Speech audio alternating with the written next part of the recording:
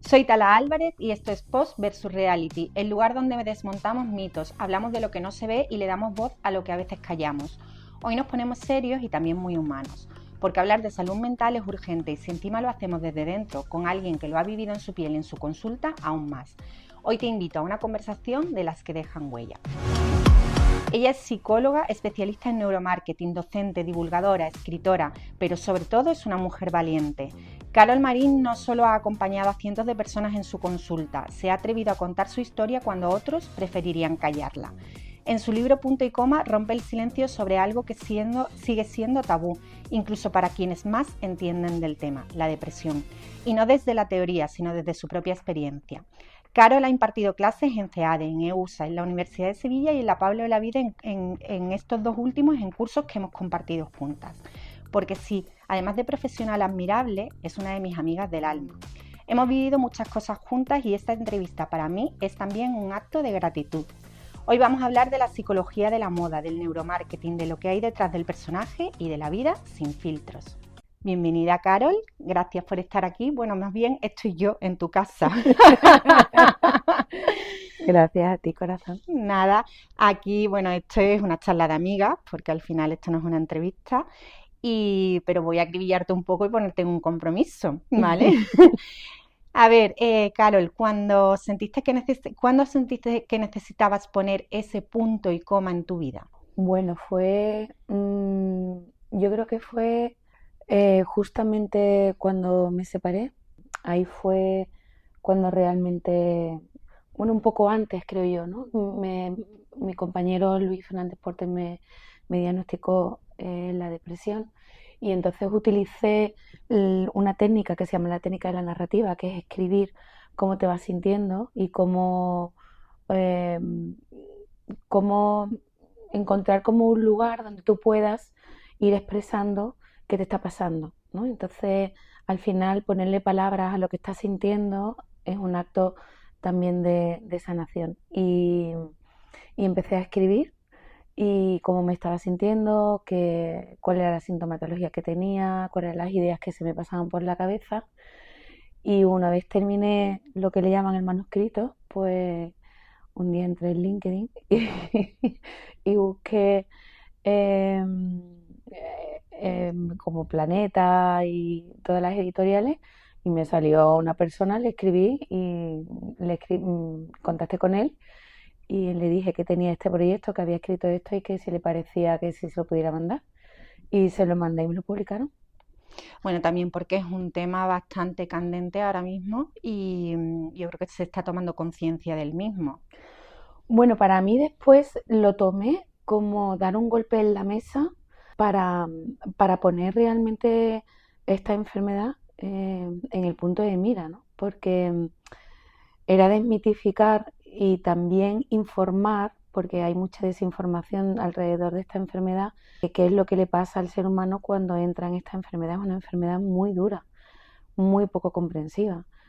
Y no es solo tristeza, la depresión altera absolutamente todo.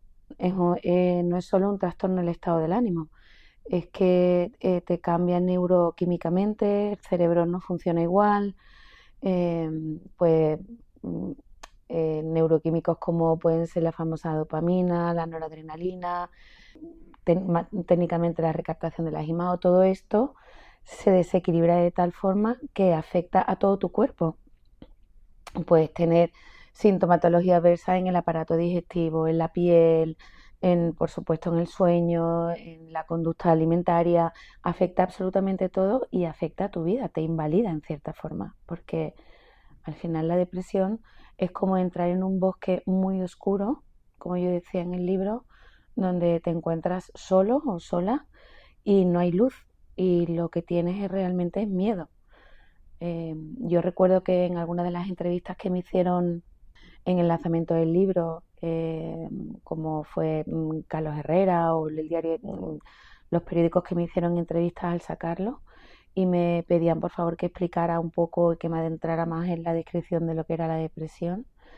Al final, la depresión, yo siempre decía que nace, no todas, pero sí muchas, porque hay muchos tipos de depresión, pero al final llegas a la conclusión de que hay una persona muy enfadada. Es una persona pero que es incapaz de gritar el enfado y al final se deprime.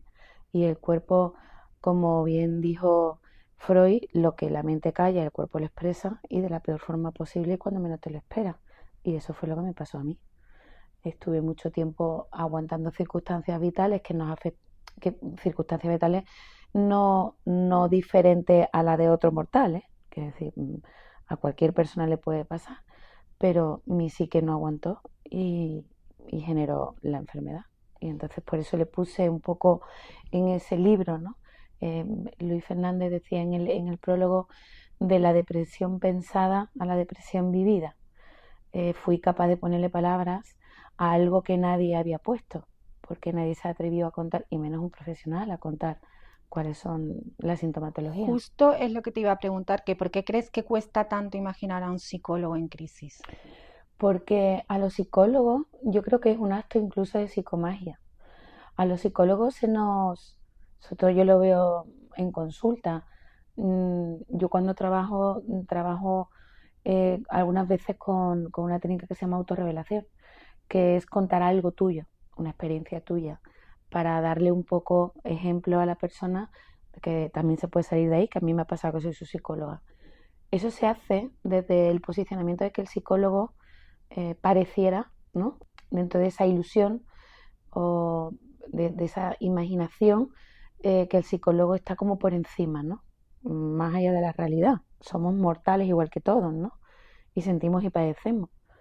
Y se nos proyecta ¿cómo te diría, Tala? Como no superpoderes, pero sí pues mayor capacidad de análisis, que la tenemos, pero mayor capacidad de resistencia, mayor capacidad de tener herramientas para, por ejemplo, en lo social, no ver nunca alterado a un psicólogo, siempre ser asertivo, empático y con unas habilidades sociales perfectas, y eso no es real.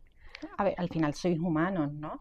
Claro, yo No estás trabajando 24/7. Claro, yo tengo discusiones con mi madre, me peleo o discuto o tengo rencillas con amigos, con amigas, tengo 2 hijos adolescentes, un día lo gestiono mejor, otro día lo gestiono peor, hay días que a lo mejor digo, Dios mío, no tendría que haber hecho esto, no le tendría que haber dicho esto a mi hijo, ¿no? Sí es verdad que el psicólogo en general debe de estar más trabajado, entonces eres más consciente y vives con otro tipo de conciencia, ¿no?, de lo que haces. Sabes de dónde vienen esas conductas y tienes una capacidad de poder evaluarte a ti misma y decir, oye, aquí me he pasado, voy a rectificar y voy a pedir perdón o voy a reparar, que es una palabra que en esta sociedad se ha perdido. Yo siempre lo pongo muchas veces de ejemplo en consulta, que vivimos en una sociedad que no repara. Yo, que soy de la generación de los 70, yo recuerdo en mi casa a mi madre se le rompía, ¿qué te digo yo? Siempre pongo ejemplo la mini pyme porque es la imagen que me viene. Mi madre tenía la típica mini pyme, la clásica, ¿no? Y me la veía que se la llevaba pues a la tienda donde reparaban los electrodomésticos que se rompían. Las televisiones se llevaban a reparar. Y ahora las tiramos. Y ahora nada se repara, ¿no? Y se nos estropea un poco el móvil y ya compramos otro nuevo y no intentamos repararlo. Y se rompe un electrodoméstico y no intentamos repararlo, sino que, bueno, como ya tiene 6 o 7 años, la obsolescencia programada y se tira y compramos otro. Pues eso es lo que está pasando también en la sociedad. Estamos aprendiendo a no reparar el daño que hacemos a las personas en general. Y hay que ser conscientes que nosotros nos equivocamos y que hacemos daños también, igual que nos lo hacen a nosotros. Y es muy importante reparar, pues si no, vamos dejando una estela de personas dañadas, ¿no? El otro día me decía un paciente que lo había escuchado en las redes sociales, ¿no?, que poco más que las personas que vienen a psicoterapia vienen por culpa de las personas que no van, ¿no? Y tiene mucha verdad. Qué interesante. Claro, hay muchas personas en consulta muy heridas, muy desesperadas, con unas vidas muy dramáticas y con unas situaciones muy duras porque vienen heridas por otras personas que ni siquiera se plantean que están haciendo daño y que van así por la vida. Y cada día me lo encuentro más en la consulta. Quizás porque nos hemos vuelto muy egoístas en general. Bueno, estamos en una ciudad muy ególatra. Ahora como que está tan de moda el narcisismo, ¿no? A mí no me gusta ponerle etiqueta, ni me gusta hablar de ese término, pero sí que veo una sociedad muy, muy, muy enferma. Nosotros entre los profesionales lo hablamos. Los psicólogos en general estamos desbordados y cada día vienen casos más complejos, menos sencillos y más difíciles de sacar y nos enfrentamos cada día a retos muy difíciles, ¿eh?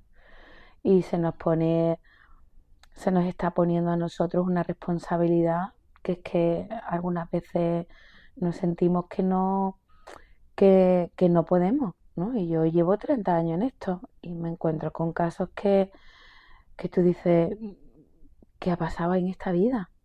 ¿Cómo ha podido llegar aquí? ¿Así?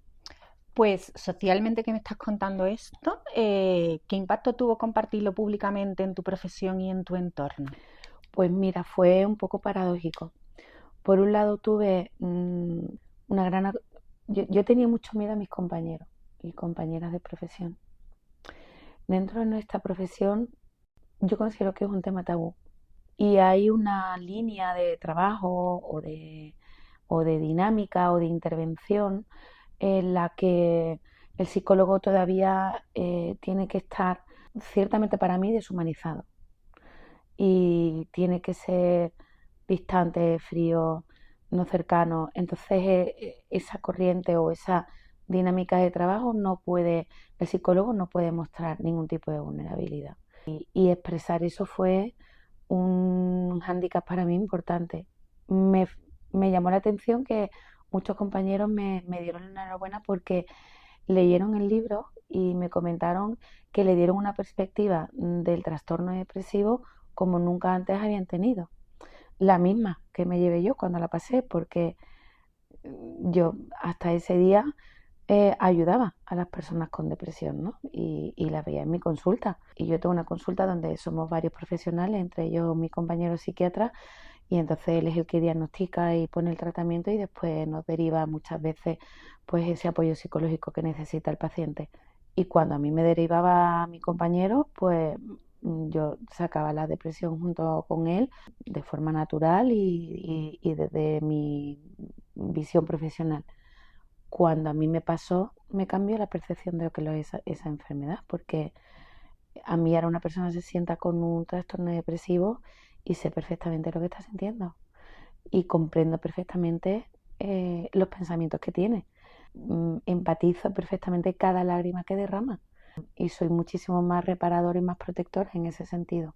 Bueno, lo has vivido, ¿no? Que es lo importante, o sea, tienes la experiencia desde otro punto de vista. Sí, eso hizo que también hubo un sector pues que no lo vio bien y fui en algunos en algunas situaciones me he encontrado que fui duramente criticada, pero para mí era muy importante expresar que la depresión es algo muy serio, que es una enfermedad muy dura de vivir, muy dura. Admiro a las personas que salen adelante y que se ponen en manos de profesionales para poder salir, porque salir de una depresión no es fácil, ¿eh? No es trabajo fácil, ni siquiera con apoyo psiquiátrico, me refiero a supervisado con intervención de fármacos, ni con apoyo psicoterapéutico. Es muy difícil salir, porque cuando tengo la sensación de cuando ya llegamos al psicólogo,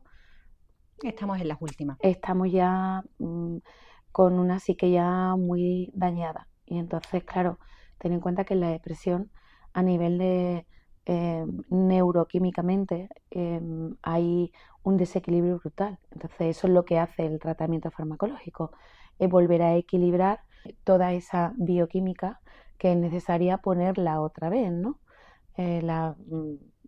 Hay neurotransmisores específicos que dejan de segregarse en el nivel que necesitan y entonces pues se producen más pensamientos obsesivos, se produce una tristeza más aguda y todo eso, como se vaya manteniendo mucho en el tiempo, se va cronificando. Y la psicoterapia te puede ayudar a comprender qué es lo que te está pasando, a darte herramientas para poder afrontar desde otro lugar, a que tengas un lugar y un espacio privado para ti, exclusivo, para que tengas voz, para que tu sufrimiento tenga voz y le puedas poner palabras y lo puedas comprender, para que puedas entender de dónde viene y para que vayas cambiando, ¿no? Porque yo siempre digo que como es adentro es afuera y como es afuera es adentro. Yo trabajo mucho con la narrativa, entonces yo siempre le digo a mis pacientes que lo importante no es lo que pasa, sino lo que haces con lo que te pasa. Entonces, cómo tú te cuentas la historia. Y una persona depresiva se cuenta la historia y la narrativa que tiene es muy destructiva, porque todo lo ve mal, todo lo ve negro. Entonces, imagínate vivir, levantarte cada día con una narrativa tan destructiva. Ves el mundo destruido y te ves a ti destruida. Y ahora enfréntate a seguir con tu vida.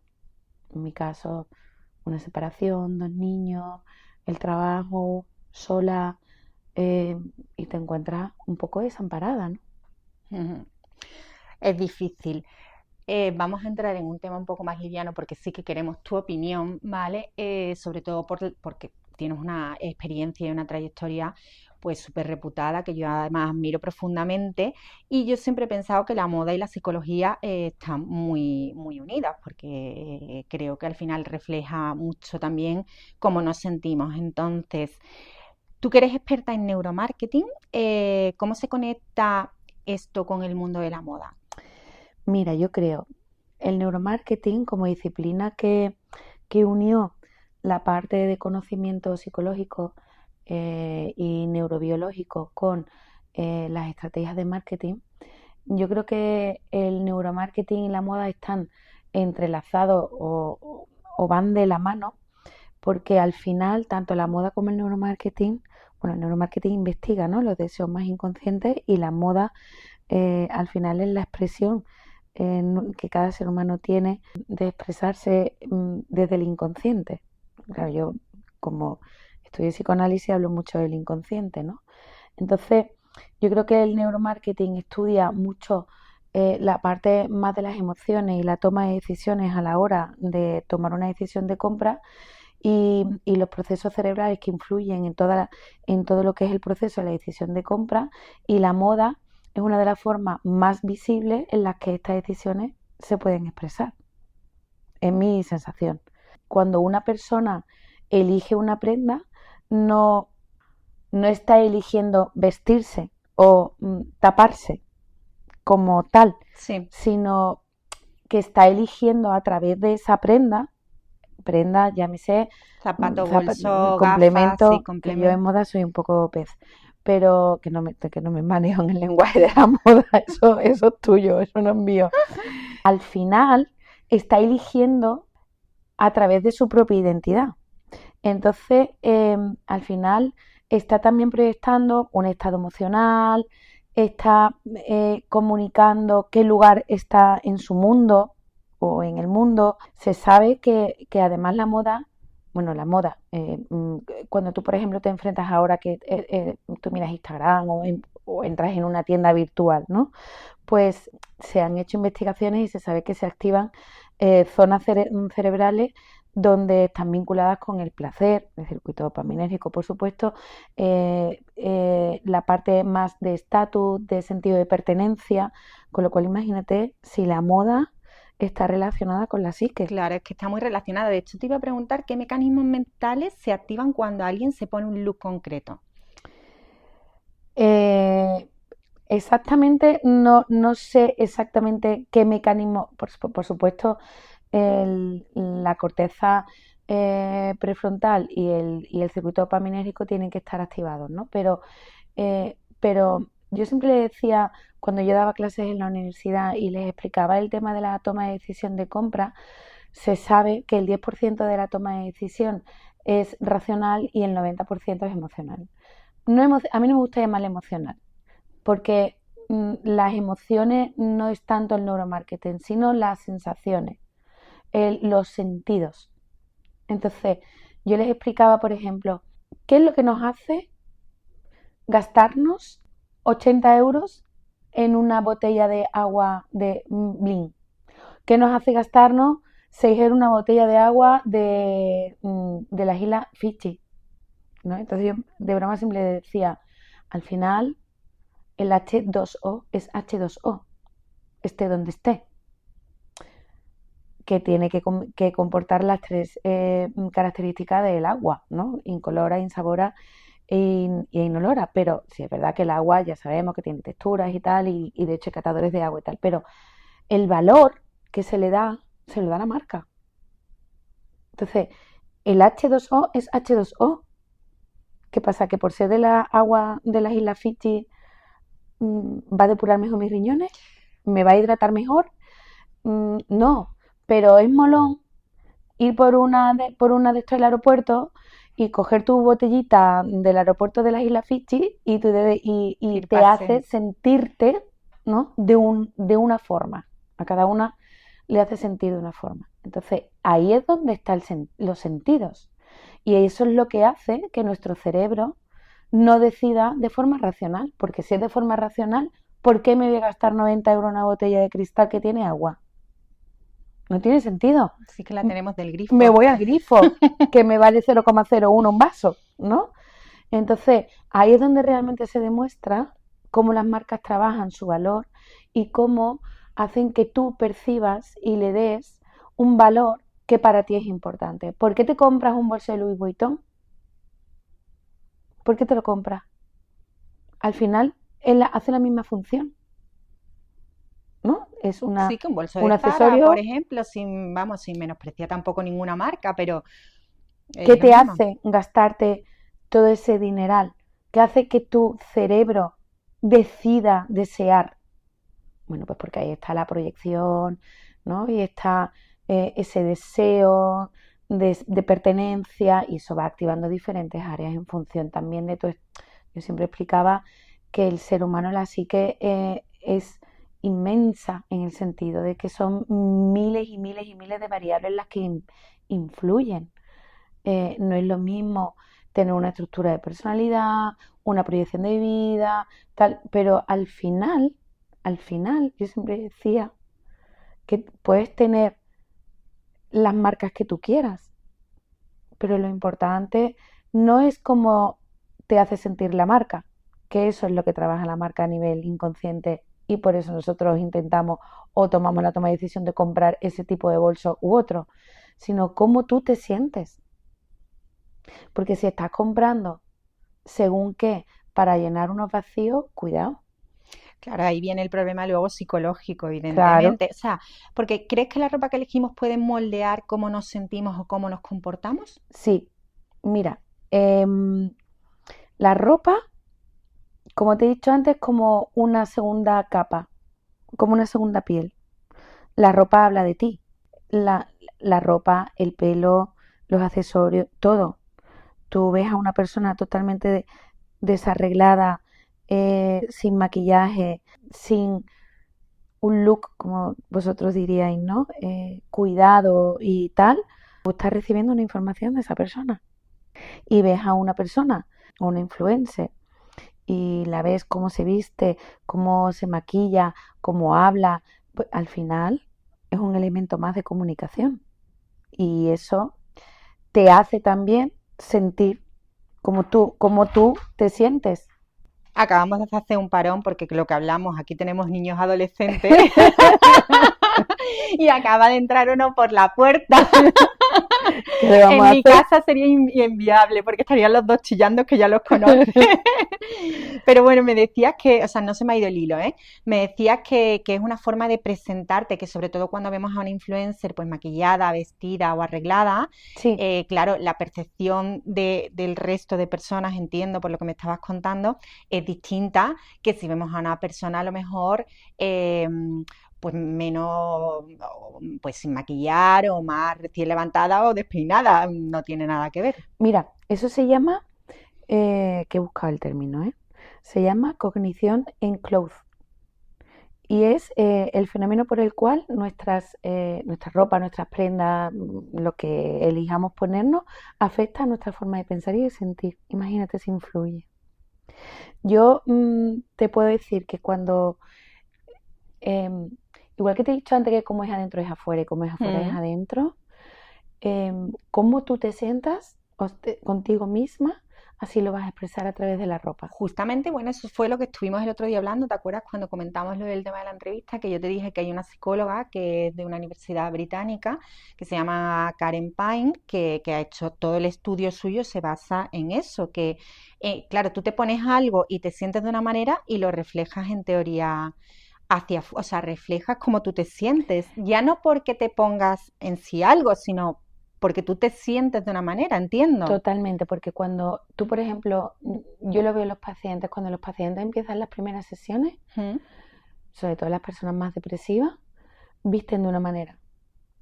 Y cuando ya terminan el tratamiento, empiezan a cambiar su forma de vestir. Sí, es muy curioso. Ella decía, y yo es que me he leído mucho de esta chica, porque, bueno, esta señora ya, ¿no? Pero porque me parece muy interesante. Ella decía que las mujeres tenían más tendencia a llevar vaqueros cuando estaban deprimidas. Yo eso ya no lo sé, tú eres la experta, pero me llamó mucha la atención porque digo, bueno, porque unos vaqueros, ¿sabes? No sé si a lo mejor tiene una explicación o no, o es que asociamos el vaquero como a más comodidad o a una ropa, una prenda como... Fíjate, yo no sé, me da lo que me ha venido, ¿eh? Me da que tiene que ver más con la parte masculina y femenina. No con el género, ¿eh? No tiene nada que ver, es más con lo que La nosotros llamamos energía, la energía masculina y sí. femenina. Porque me acabo de recordar el flash que cuando yo estaba con la depresión siempre vestía con pantalones, ¿Ves? Por eso siempre. te digo, o sea, No es precisamente vaqueros, bueno, pero sí, sí pero va. ¿Por qué? Porque al final la feminidad, ¿no? Lo femenino la es asocias a curvo, una una falda. faldita, un enseñar, ¿no? Al final eliges prenda, no es lo mismo una mujer con un traje ceñido y tal que con un smoking. No estoy hablando de la belleza, estoy hablando de cómo se expresa. Entonces, en el smoking, como digo, como un traje de chaqueta recto que no te marca la línea tuya corporal, si tú no te encuentras bien, Estás menos expuesta con claro, eso. no quieres mostrarte la depresión, es una mirada hacia adentro, con lo cual mostrarte hacia afuera lo veo coherente, porque al final si te pones unos pantalones, estoy hablando de unos pantalones, pues tú sabes, más anchos y tal, te va dando la oportunidad de esconderte. De hecho, las personas depresivas sí se sabe que se visten con cosas mucho más Más, amplias, nada ceñido, todo ropa muy oscura, nada de color. supongo que va mucho, vamos, no lo sé, ¿eh? Porque ya te digo que no soy experta, pero lo asocio un poco, bueno, pues porque en moda sí que estamos muy familiarizados a lo mejor con la inseguridad y la seguridad, ¿sabes? Entonces entiendo que será porque una persona se siente insegura y entonces no se quiere mostrar, que es un poco lo que estás También, diciendo, ¿no? Que, a ver, cuando tú te pones un vestido ajustado, estás más expuesta y tienes que estar segura de ti misma a lo mejor para ser capaz de ponerte a lo mejor algo ceñido, entiendo. totalmente. O tener un escote, tú, al final, como te digo siempre, como es adentro es afuera. Entonces, lo que tú reflejas en términos generales. Hay excepciones, hay, Sí, habrá la como que yo se venga digo, arriba, máscaras, ¿no? claro. Y habrá personas que tú veas, y de esto se ve todos los días en redes, ¿no? Que ves una historia y lo que hay detrás no tiene nada que Nada ver. que ver. Mm. Entonces también están las máscaras que se ponen y, y las enfermedades mentales que las hay, ¿no? Y que te hacen actuar y exponerte de otra forma. La megalomanía o la egolatría, ¿no? O el egocentrismo. Todo esto son partes también de rasgos de personalidad que una persona puede tener y que te hace expresarte de esa forma. Bueno, de hecho hay estudios, de hecho el otro día hablaba con Bárbara en la entrevista que ella decía que cuando no se encontraba bien se pintaba el morro rojo, además ella lo decía así, y hay estudios que dicen que en temporadas de crisis la barra de labios más vendida es precisamente La la roja. roja. ¿Por qué? Si todo a tu alrededor los inputs que tú vas teniendo, es todo drama, es todo negatividad en una época de crisis, ¿no? Todo es penuria, todo es no gastes, no salgas, no, pues porque no sabemos qué nos va a pasar. Vamos a entrar hablo a nivel general, ¿no? Como las últimas crisis que hemos vivido en nuestro país, pues al final, si tú vas, por ejemplo, al Corte Inglés y te compras una barra rojo Chanel, que es la más vendida, de hecho, tú vas con los labios rojos y te sientes un poco menos pobre, en el sentido de Totalmente, pero es que además eso yo creo que te de sientes verdad... mejor, no por la barra, sino, bueno, porque la barra roja, el color rojo tiene un significado muy, muy simbólico, los labios tienen su significado también, y si tú te pones los morros rojos, pues te sientes como, vale, como decía la sevillana, ¿no? No tenemos, no me acuerdo cómo era la sevillana, que creo que era, ahora no me acuerdo, que decía, no tenemos una gorda, pero vamos al rocío, ¿no? Sí. Pues esto es un poco así. No, no irá todo mal, no tendré nada, pero por lo menos yo me pongo los Mi labios rojo rojos Chanel. y yo me siento bien, ¿no? Qué bueno, pues a ver, te cuento, vivimos en una época donde las influencers tienen mucho poder, ¿vale? Quiero entrar en este tema a ver cuál es tu opinión. ¿Qué impacto emocional crees que están generando en las personas? Es un tema complicado. Es un tema muy espinoso. Yo creo que se está haciendo mucho daño en la sociedad. Es que en realidad, en general, creo que los psicólogos habláis mucho de redes sociales, del impacto. A ver, yo creo que las redes sociales, si se trabajan bien, son positivas. Todo el mundo creo que está de acuerdo con eso. Es una herramienta muy potente para marcas o para profesionales, incluso para llegar y visualizar, pues eso, tanto profesionales como marcas. Pero es verdad que como todo el mundo puede contar lo que quiera, entiendo, pues claro, no hay un filtro, o sea, o hay muy poco filtro, por decirlo de algún modo, que supongo que es a lo que tú dices que hace mucho Mira, por daño. ejemplo, entiendo que para el tema de la moda, las redes sociales es un medio infinito, infinito. Y te diría casi pluscuamperfecto, porque puedes llegar de diferentes lugares, puedes comunicar mucha información con un bajo coste, con lo cual es perfecto. Creas una actitud de compra seguramente positiva, creas necesidad y, y además pues el consumidor puede tener más información, personas que hayan comprado productos, las valoraciones, pero bueno, ya sabemos que eso está un poco también comprado, ¿no? Pero bueno, se puede tener más información.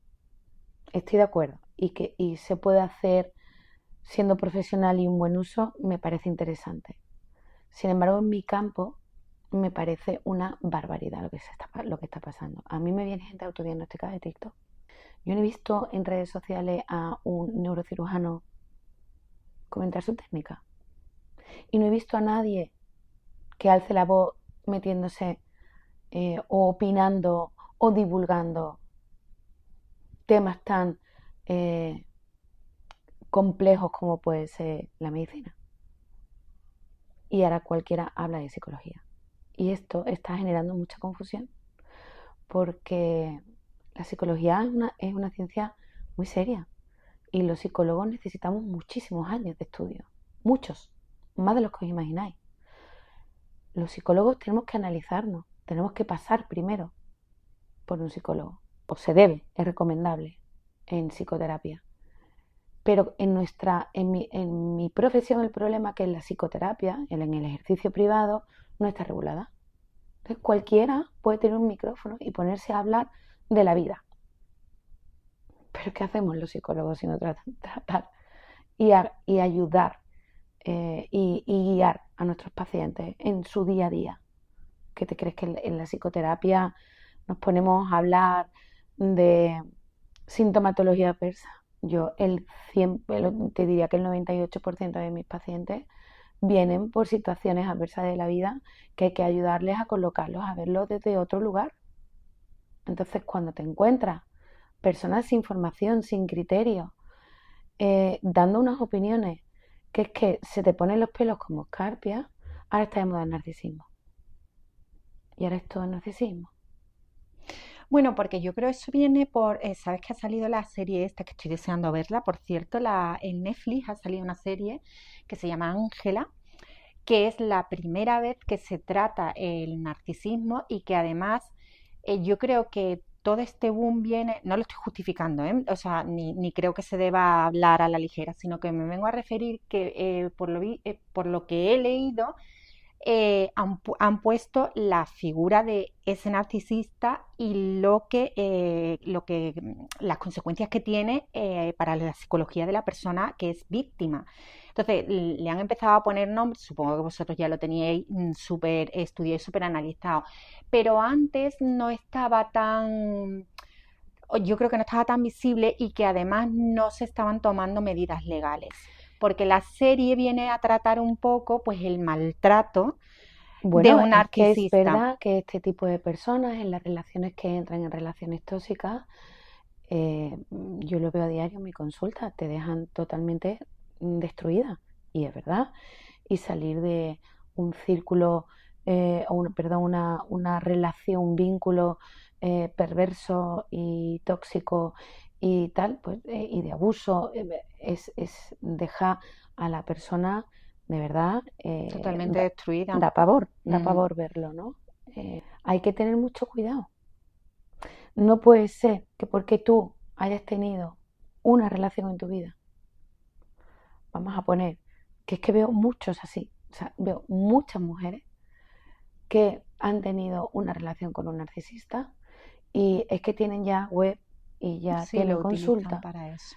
Eh, Esto no puede ser, porque además de que eso es intrusismo, analizar a la persona no solo se está analizando desde el punto de vista de el verdugo y la víctima. Perdona, es que la víctima también tiene un perfil y tiene una estructura de personalidad y tiene una historia y tiene unos mecanismos de defensa y tiene una forma de abordaje hacia la vida y los vínculos desde una estructura más inconsciente que tú no tienes ni puñetera idea. ¿Qué me estás contando?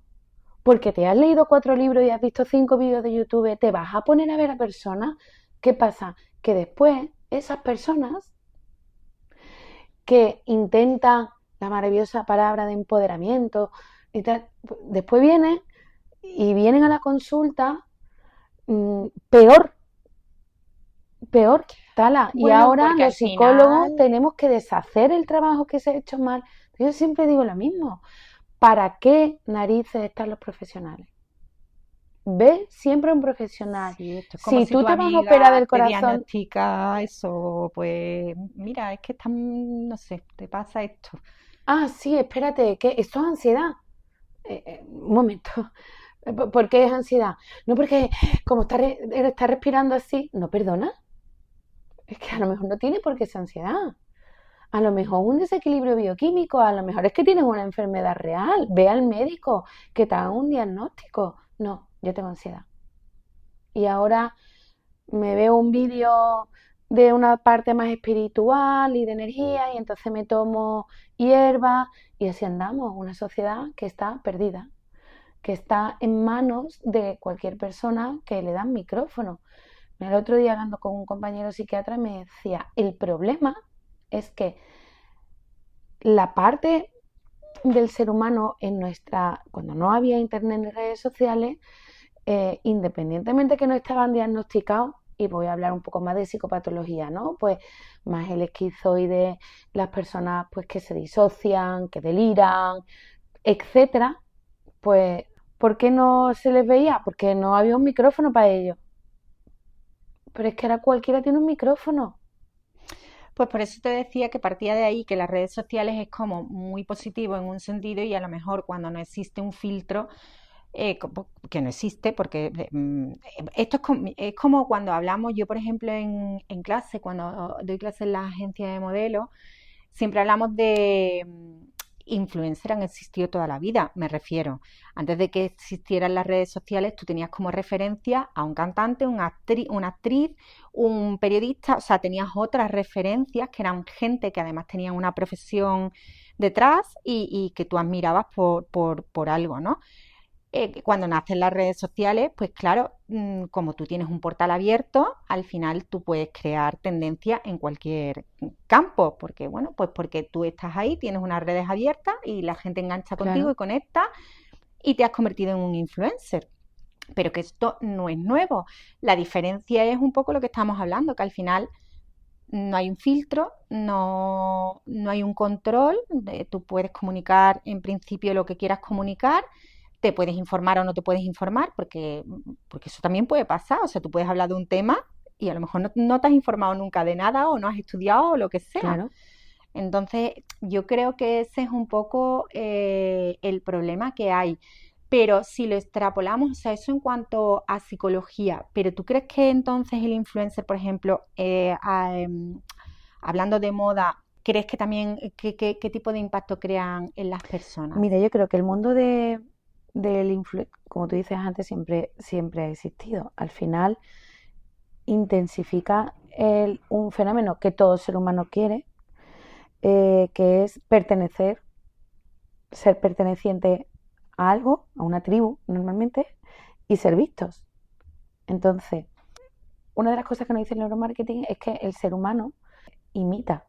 Es más, aprendemos desde muy pequeñito, desde la imitación por las neuronas espejo y tal. Entonces, sin darnos cuenta, vamos, en función de lo que vamos viendo, ¿no? De influencers conocidas, ¿no? Pues, no sé, Rocío Sorno, María Pombo, no me sé muchas más, es que yo no estoy muy metida en esto, pero al final ellas, desde su estilo, desde su sistema de creencia, desde su personalidad, desde su forma de comunicar, desde qué es lo que cuentan conceptualmente, si cuentan su vida, si son más auténticas, si no son tan auténticas, al final empiezan a haber personas que empiezan a admirarlas y empiezan a imitar, porque es una forma de sentirte que pertenecen, ¿no? Pero es recíproco, ellas también, ¿ok? El problema surge cuando la imitación echa a un lado la autenticidad y dejas de ser auténtica. Entonces es lo que nosotros llamamos la pérdida de identidad, porque ya no eres tú. Tu esencia, tu identidad, lo que a ti te diferencia de los demás, lo has perdido para imitar a ese influencer. De hecho, me parece súper importante lo que estás diciendo porque, bueno, tú sabes que te lo estuve contando, este podcast nace un poco precisamente para contar cosas que no se ven, porque creo que, o sea, a nivel social se ha perdido mucho la parte real, la parte auténtica, o sea, nos quedamos con la imagen que vemos, con el vídeo que vemos y con lo que cuentan, porque luego, por ejemplo, ahora mismo que en todas las plataformas de streaming está súper de moda todo el tema de biopics y tal, porque estamos intentando volver, o sea, la gente está demandando lo real, pero claro, es lo que digo yo, digo, vale, es un biopic y se supone que te están contando su vida, pero ¿hasta qué punto está guionizado, no?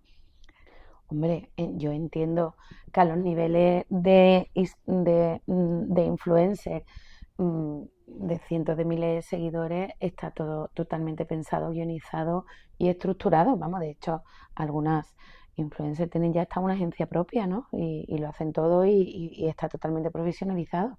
De hecho, entiendo que ya es una profesión, sobre todo las que están más enmarcadas dentro de la moda, me da la sensación.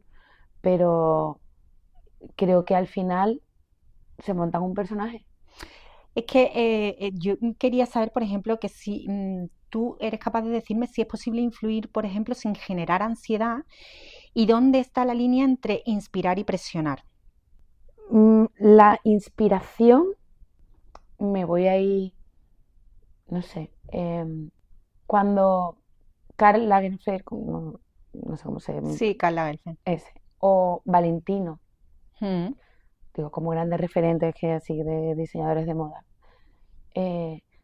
necesitaban inspirarse, ¿se inspiraban en dónde? En el mundo, Es lo que te iba a decir, en la en la naturaleza, en el vida. arte, en la vida.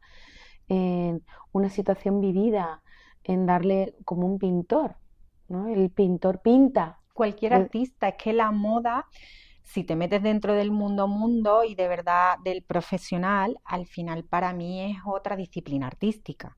Claro, es como cuando, como tú un día me explicaste lo del, Mood board. claro, moodboard, ¿no? Que al final coges un estilo de ropa, un concepto, un color y vas como haciendo recortes, ¿no? Como éramos pequeñitas que hacíamos los collages de las revistas, ¿no? Al final eso es una inspiración que a ti te viene y tú lo colocas a modo de concepto por fotos que vas recortando de la revista.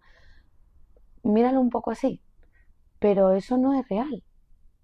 Entonces, yo creo que el mundo de Instagram o influencer o como lo queramos llamar, al final tienen que tener mucho cuidado, porque tanto para la persona que lo realiza, colocar tu valor en cuantificado en número de seguidores, cuántas marcas te llamen o cuantificado en número de likes, cuidado, cuidado, que estás poniendo tu psique en juego, porque estás poniendo tu valor fuera de ti. Bueno, de hecho, es que hay muchas influencers que cogen ansiedad, pánico y entran en depresión. De hecho, yo te iba a preguntar, justo que has hablado hace 5 minutos de eso, que qué le dirías a ese a influencer que se siente atrapada entre personaje y su verdad, que es justo lo que me estás...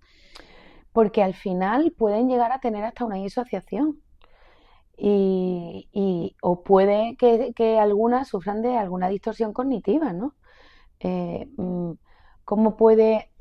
Porque me imagino que dentro de esa vida, radiar o exponer tu vida íntima, personal, no solo de lo que ves, de esa segunda piel de moda, ¿no? De ropa y de tal, sino de ti, de dentro, de lo que tú sientes, exponerlo, a mí me parece que es un acto, cuidado, que tienes que tener la cabeza muy bien armada, ¿eh?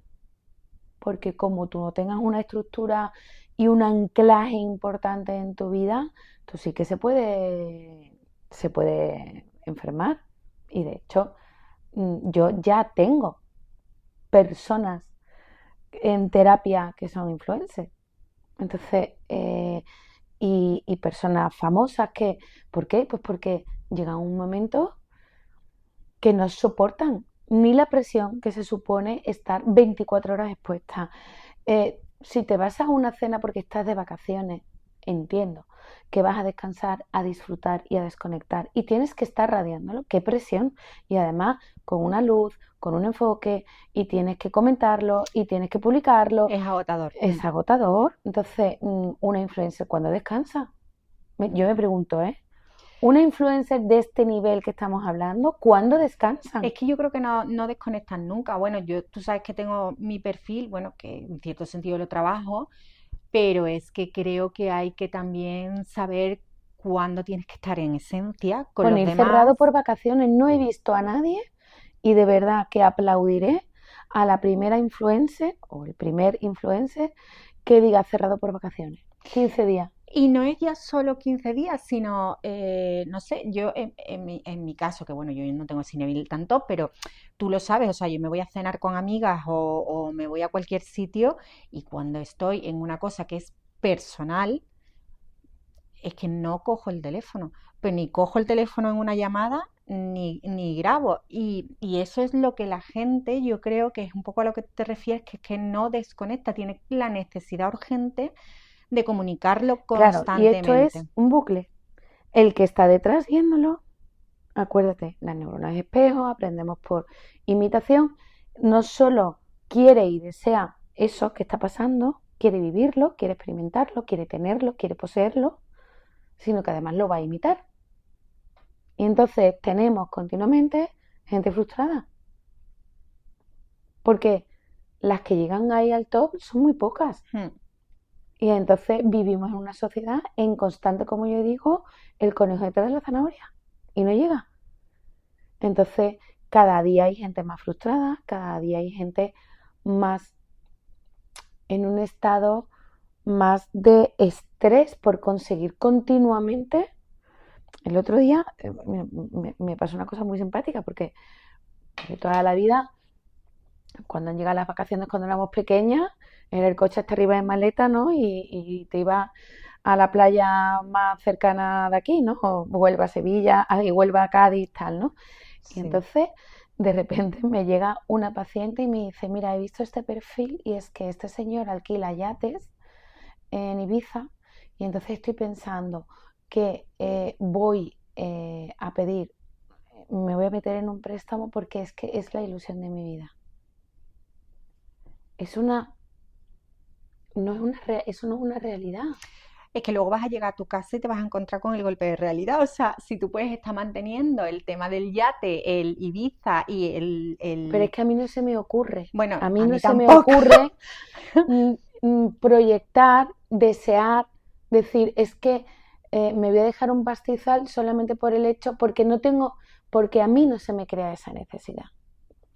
Por mi anclaje. Porque Entonces, valoramos otras cosas. claro, entonces, que eso a una chica de 18 años esté pensando, en vez de irse un fin de semana a la playa con sus amigas, al chiringuito o las vacaciones que sean, sí que se puede permitir vacaciones, pero que esté en ese modo aspiracional continuo, que eso el neuromarketing tiene unos estudios muy interesantes y siempre se estudia también en marketing.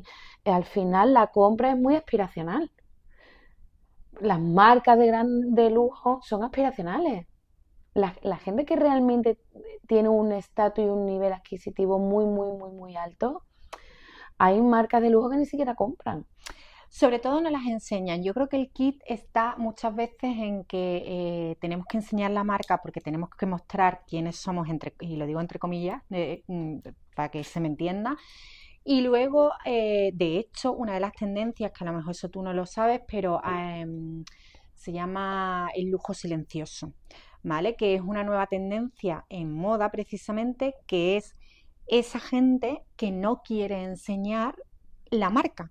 Y a lo mejor lleva un bolso Louis Vuitton, o lleva un Loewe, o lleva un Dior, me da igual. Pero se ha convertido en eso, en vez de esos estampados con los logos y con todo para mostrar que te has comprado un bolso en la marca, ahora hay marcas que no sacan el logo y tú tienes un bolso de lujo que te ha podido costar lo mismo, pero no ves la marca por ninguna parte. Y yo creo que eso ha entrado un poco por lo que tú estás contando, porque la gente que tiene un nivel adquisitivo muy alto no está en la necesidad de decirme he comprado un Dior. No Y porque tiene, creo que además, eh, si algo tienen este tipo de personas es la exclusividad, ¿no? Entonces, si encima ya nos metemos en las falsificaciones y tal, pues ellos no quieren ver que todo el mundo tiene su bolso, entiendo. Pero, ¿cuál es el problema de la gente joven que ve lo que enseña la influencer? Realmente no saben la historia de esa persona, no saben cuánto trabajo, cuántas horas. Yo creo que se sabe poco de las sombras de las influencers. sí, Y se sabe entonces poco de todo. lo que se ve es todo éxito, sonrisa, que está bien, que no digo que esté mal, pero las personas tienen que saber que eso no es real, que la vida real no es eso. ¿Qué pasa? Bueno, y que tiene un Como, esfuerzo, o sea, yo sí, o sea, hay muchas influencers que tienen un valor tremendo y son grandes profesionales, un poco porque tampoco quiero que se entienda que estamos desprestigiando a nadie, porque además no es así. Hay mucha gente que curra muchísimo, pero claro, es lo que tú dices, como no se está enseñando, pues no se está viendo que ese influencer a lo mejor pues se levanta, se tiene que poner a maquillarse, tiene una campaña que grabar, la contrata una marca, tiene un evento al que asistir, bueno, lo tiene que que te he comunicar. dicho, ¿no? Que no tienen vacaciones. Claro, pues por eso, Pero pero no lo muestran, no no, muestran esa no parte muestran el camino hasta llegar ahí. hasta llegar ahí. Y entonces no están realmente mostrando la autenticidad y la realidad de, oiga usted, todo lo que he pasado para llegar aquí. Y claro, ahora te enseño mi super casa que me he comprado, mis super vacaciones en el yate, mi tal y todo lo que llevo de moda y proyección de mi fantástico estatus. La chica de 18 años no puede tener ese estatus. Está empezando su vida ahora, pero quiere eso. Entonces, ¿cómo maneja ese cerebro tan joven ese nivel de frustración? Ese es el problema. Entonces, tenemos una sociedad. ¿Por qué en la sociedad ahora hay mucha agresividad? Porque hay personas muy frustradas. Sí. Y entonces hay que enseñarles a las personas que, por supuesto, a mí, yo creo que las redes sociales, por ejemplo, han hecho mucho daño con divulgando una parte de psicología positiva mal entendida. No se puede conseguir todo. Y está bien. Y no pasa nada. Y no se puede tener todo. Que está bien soñar, que está bien fomentar, que la gente consiga su sueño. A todo eso sí. Pero también hay que decirle que a veces las cosas se trabajan, se luchan y no se consiguen. Que a veces tú estás en la carrera y estudias y estudias y estudias y te llega un suspenso.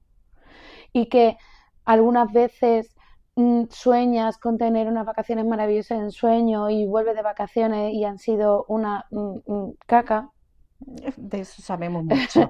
Y que algunas veces sales un fin de semana con unas amigas y en vez de pasarte estupendamente vuelves enfadada.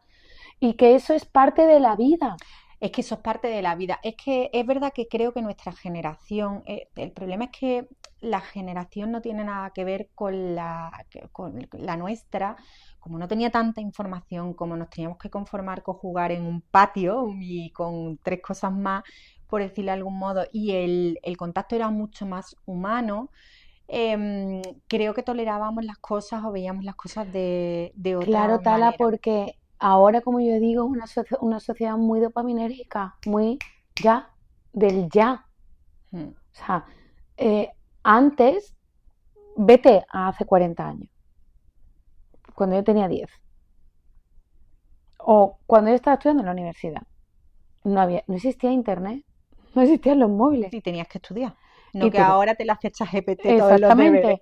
Pero es que yo tenía una duda de una asignatura en concreto y tenía que ir primero a la biblioteca, haz la cola, aguanta la cola, busca el libro, que esté que no te lo hayan quitado, porque había 2 unidades por cada libro.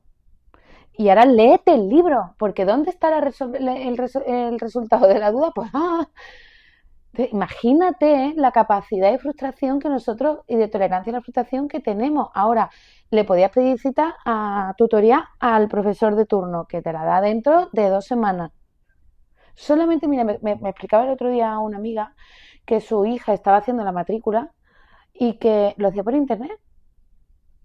Y dice, ¿tú te acuerdas cuando hacíamos la matrícula que era, ahora ponte a las 6 de la mañana y te tocaba a la 1 y ahora te daban la carta de pago y ahora que te tenías que ir corriendo con la carta de pago al banco, que tu padre o tu madre llegara, que me diera la autorización para cargarlo en cuenta, el sello de la carta de pago y volver y ahora te decía, ya ha cerrado, mañana.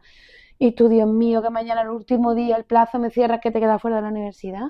Ahora se hace todo online, en un minuto. ¿Qué tolerancia a la frustración? ¿Qué entrenamiento tienen? No tienen. Entonces las redes sociales te exponen. Tú ves a una influencer que ve que ha conseguido comprarse una casa bonita, que la decora estupendamente, que sale, que entra, que va a eventos, pero que eso no se consigue de la nada. Que esta señora ha tenido que estar currando un montón, que no es fácil, pero eso no se enseña. No se enseña.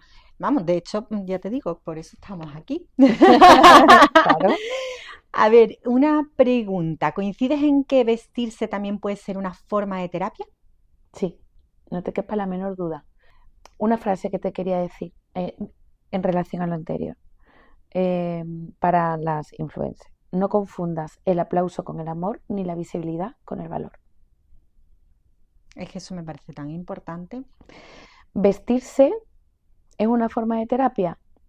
Sí, mira, si tomamos el vestirse como yo, por ejemplo, le digo a mis pacientes la narrativa, ya se sabe que cuando tú cambias la forma de contarte las cosas que te pasan, tu cerebro hace que cambie la forma en la que afrontas la situación. donde tú pones el foco, tu atención, eso es lo que tu cerebro va a percibir. Mira, el cerebro, yo siempre digo que es casi pluscuamperfecto. Tiene un error, como yo digo, error en la matriz, que es el cerebro no sabe diferenciar la realidad de lo inventado. Te pongo un ejemplo. Si yo estoy aquí viendo una película de miedo con mi hijo, ¿no? Y estoy dentro de la película, entonces yo estoy aquí y empiezo, ay, que no baje, no, que la va a pillar, ¿no? Que la pilla, ay, Dios mío. Y tu cuerpo está emitiendo una señal. Mi sistema simpático se está activando, ahí seguramente me subo un pelín, tendré un pico de cortisol, porque mi cerebro está sintiendo el miedo. En ese momento mi hijo me dice, mamá, pero si ahí no pasa nada, pero si ahí hay 40 tíos corten y eso le editan.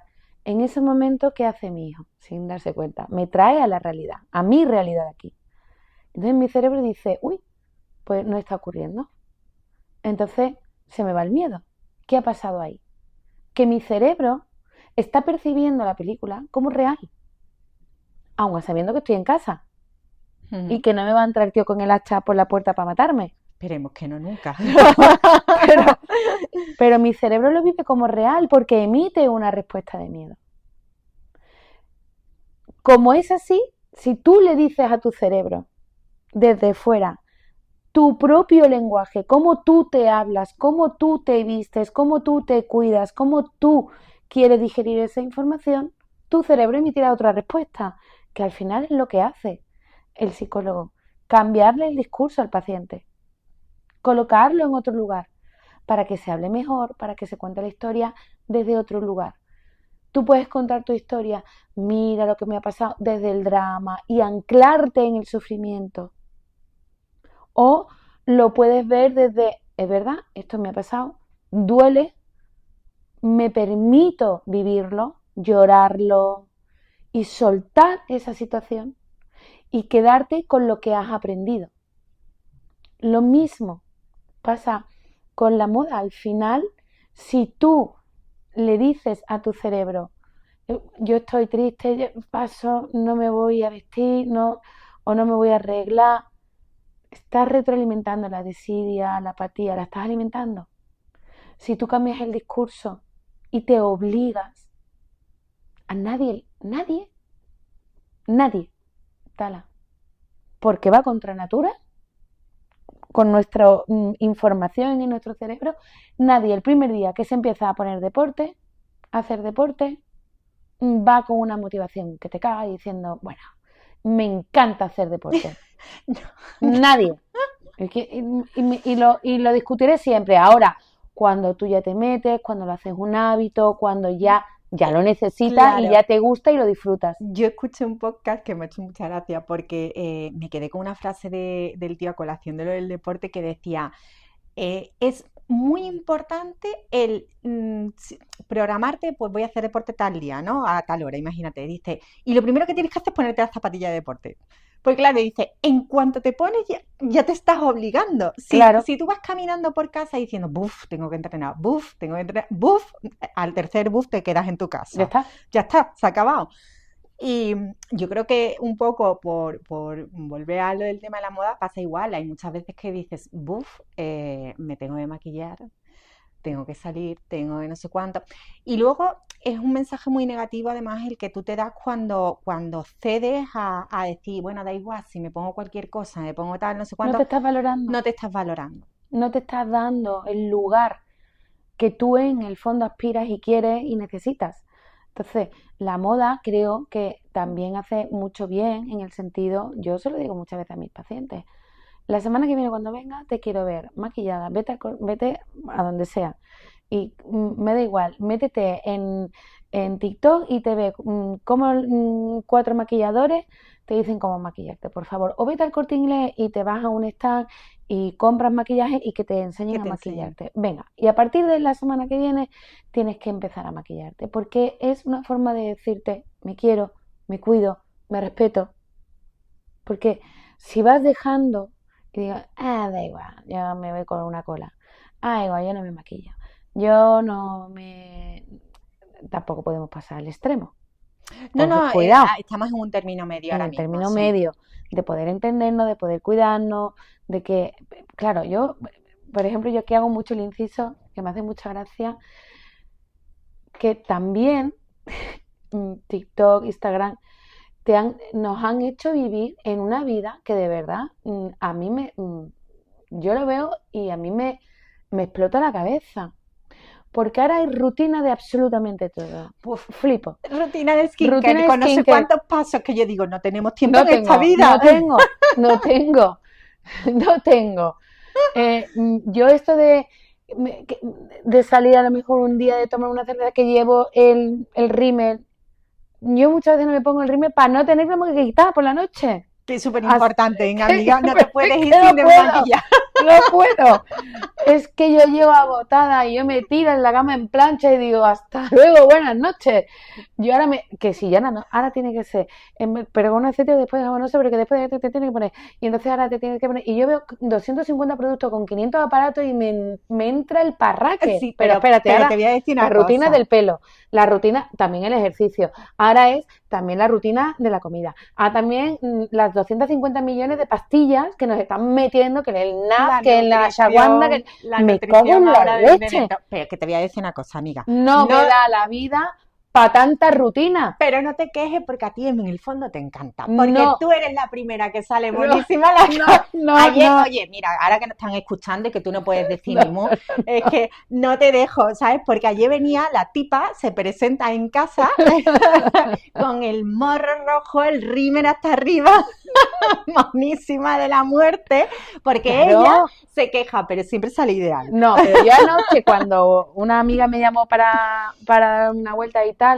yo estaba aquí leyendo tranquilamente, que acababa de venir de trabajar, que no tenía ni pizca de ganas de salir, y iba a salir como venía del trabajo, y no me iba ni a maquillar, pero hice el ejercicio, que es un poco lo que te estoy explicando, es no, Carol. Porque yo siempre voy muy tirada, a mí es que me da igual. Mentira. No, es verdad. Eso es mentira, no te dejo que lo digas, o sea. No, porque yo siempre voy con una cola, me da igual, no me... Va con una cola mona. O sea, no te dejo que digas mentira.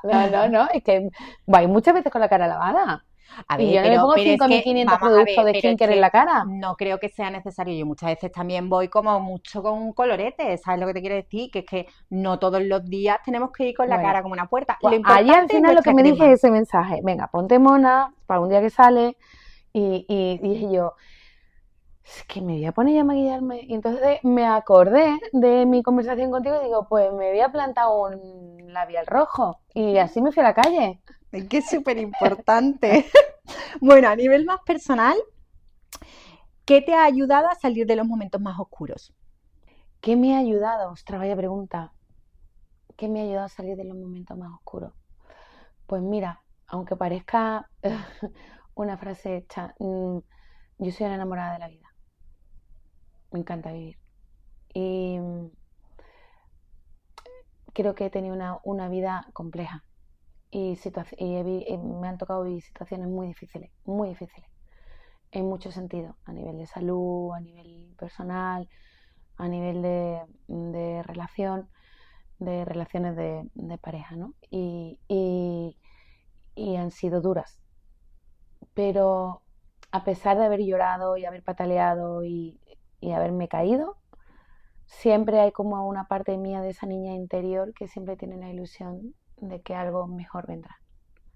Hombre, entonces eso ha sido lo que siempre me ha mantenido para arriba, porque me encanta vivir, es que la vida es un regalo.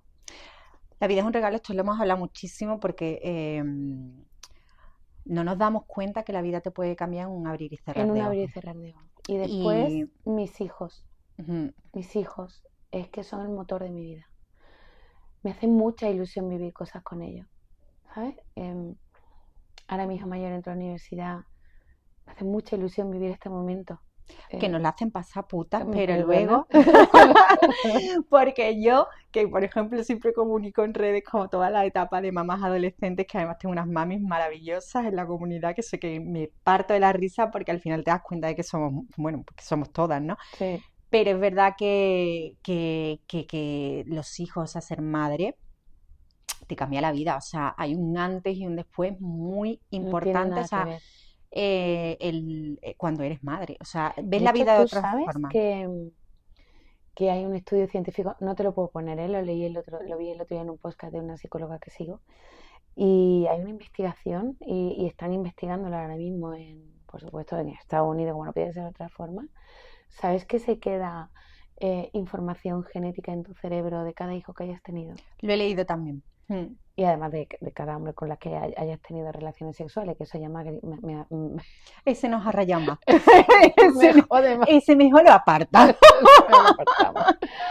Pero sí, entonces creo que los hijos vienen con un propósito de vida a nuestra vida, y cada uno tiene su propósito y también es una forma de aprender de ellos. Entonces, cuando tú redefines la maternidad no desde el drama ni desde el sufrimiento, no desde el trabajo, no desde el coste que conlleva, sino desde intentar disfrutar, creo que también eso cambia la percepción de la relación con los hijos.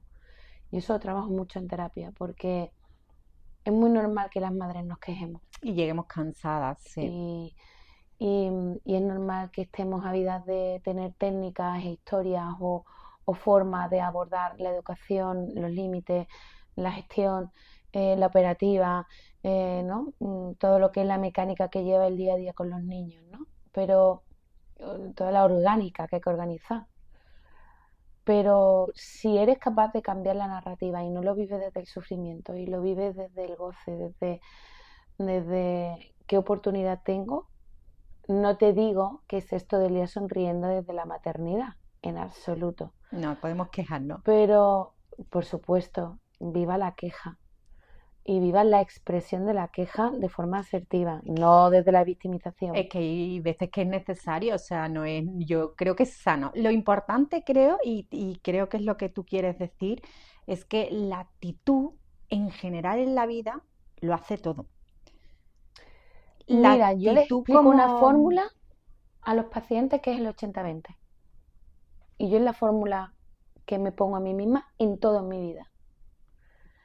De cada 100 veces que tú tengas una interacción con tus hijos, el 80% intenta hacerlo bien, en el sentido de ser asertiva, ser empática, ser comprensiva, escucharlo, intentarte colocar en su lugar, intentar comprender, etc.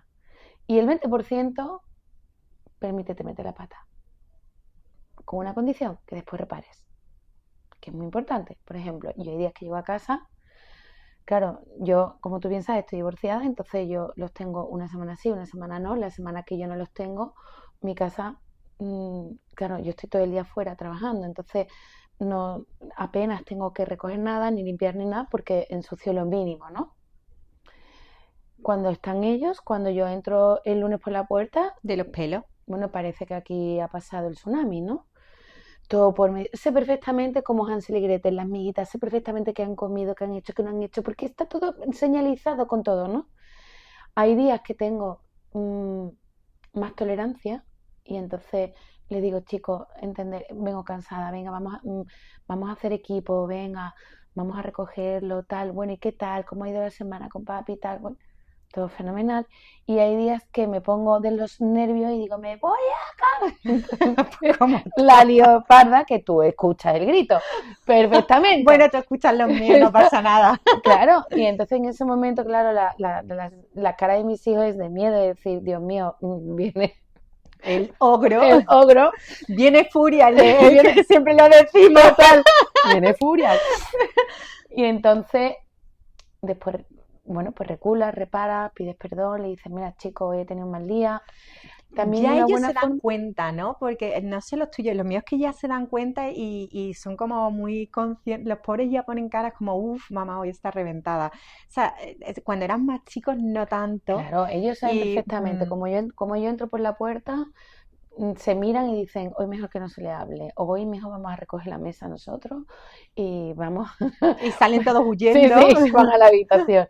Y hay veces que no, que tienes una cena maravillosa, un almuerzo maravilloso y hablas con ellos, porque los adolescentes son muy complejos de gestionar, Mm, ¿no? Porque intentamos verlo desde la parte adulta y no son adultos, siguen siendo niños, pero en fin, es eso muy ya es otro difícil. lío, eso es harina de otro costal. A ver, ¿y qué papel ha tenido la amistad en todo el proceso cuando has vivido a lo mejor momentos más oscuros o en tu vida en general? Bueno, yo creo que las amigas o los amigos son la familia que eliges en vida. Tus padres, tus hermanos y tus hijos, tú no los eliges, te tocan. Y bueno, habrá gente que tenga mejor o peor relación, ¿no? Eso ya es sistemas familiares y vínculos familiares, pero los amigos es lo único que tú, las parejas y los amigos es lo único que tú realmente puedes elegir. Y yo creo que es muy importante saber elegir a los amigos. Al final compartes mucho con ellos. Y amigo, la palabra amigo, yo creo que hay que darle un significado muy importante. Yo tengo muy pocos con los dedos de la mano, pero son mis hermanos o mis hermanas en vida. Entonces, yo me apoyo mucho en ellos, porque, bueno, creo que he elegido muy bien a mis amigos o amigas en general, tengo más amigas que amigos, y cada una en su lugar son sabias.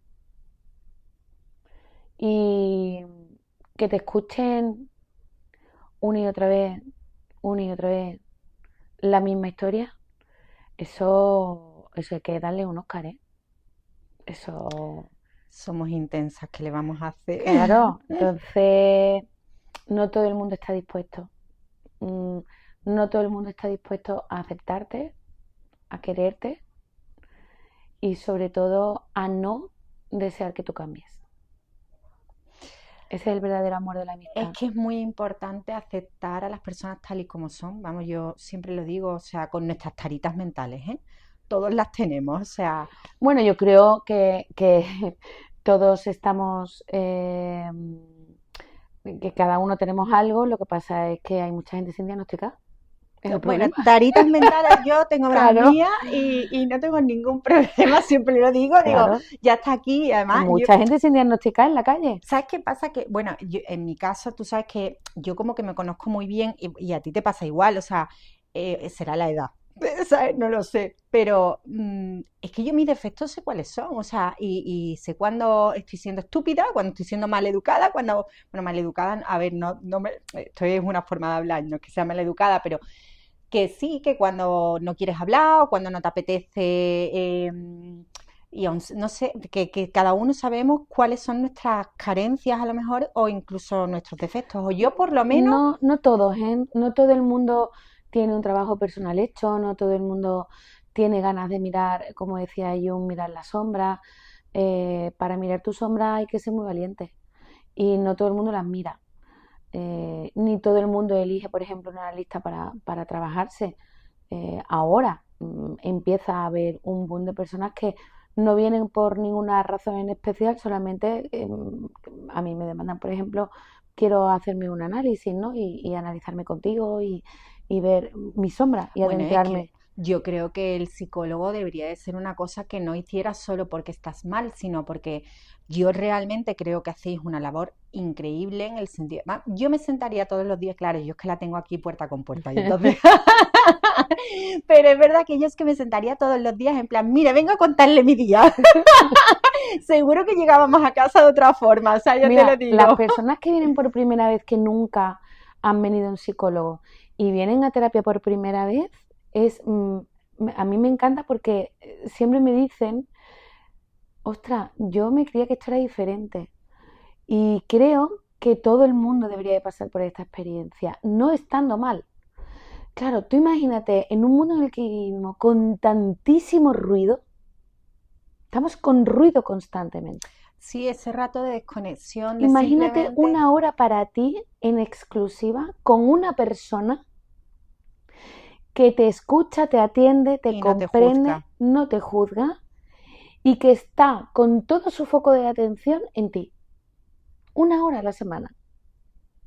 Puede ser tan interesante lo que puede salir de ahí. Es lo que estamos ahora mismo haciendo. Por ejemplo, entonces creo que el psicólogo no solo está para ayudar y acompañar a las personas que están viviendo una situación compleja, sea del tipo que sea, y por supuesto acompañar en cierto tipo de patología, que hay otras que no nos corresponden y es más de psiquiatría.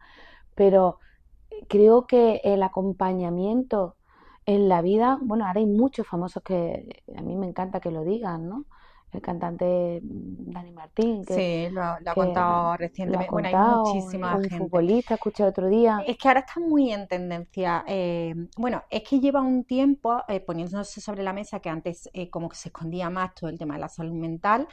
Realmente se está metiendo en todos los círculos, pues eso de famosos influencers, celebrities, moda, tal, no sé cuánto, que al final, pues un poco son los que crean la tendencia de o hacen visible una serie de cosas y entonces los demás lo interpretan como una cosa necesaria o como una cosa que es normal y que tú puedes hacer y no lo ves desde la parte negativa de antes que parecía que tenías una tarita, entiéndeme, o sea, que tenías un problema muy gordo para ir al psicólogo. Pero es que creo que tenéis ahí un gran altavoz para ayudar y ser transmisor de información fiel, coherente y profesional, ¿no? Y decir, oye, no solo en el Día Mundial de la Depresión o no solo el Día Mundial de la Salud Mental, que está bien que la reina Leticia haga un speech, que todo suma, pero creo que falta desde las redes sociales, fíjate que antes te decía al principio, que estoy un poquito cabreada con las redes sociales por la masificación de mensajes totalmente distorsionados y sin contenido de un profesional, ¿no? Pero creo que las personas que, aunque no seáis profesionales de psicología, pero que tenéis un altavoz, pues hagáis como una educación también de decir, si hoy tenéis un mal día, recordar que hay psicólogos, que hay profesionales y enseñar también a las personas que los psicólogos deben de tener, que nos obligue, que se obliguen a pedirnos qué estudios tiene sí, la documentación. Claro, porque hay mucho impostor y hay mucho intrusismo y con la psique no se debe de jugar. Totalmente de acuerdo, vamos, de hecho es lo que hablábamos, que las redes sociales tienen una parte positiva y otra negativa. Uh-huh.